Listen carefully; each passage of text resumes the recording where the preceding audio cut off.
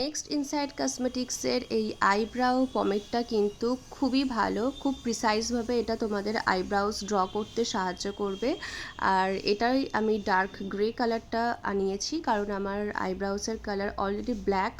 তো black use করলে খুব আর্টিফিশিয়াল লাগে, তো ওই জন্য আমি একটু ডার্ক গ্রে কালারটা আনিয়েছি, যেটা আমার আইব্রাউকে একটা ন্যাচারাল লুক দেবে।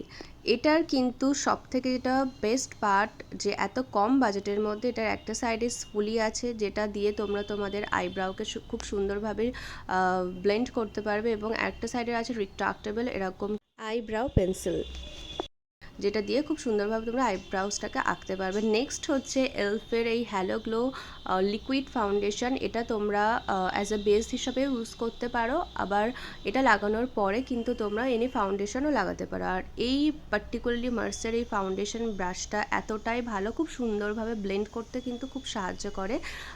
এটা কিন্তু তোমরা নিতেই পারো।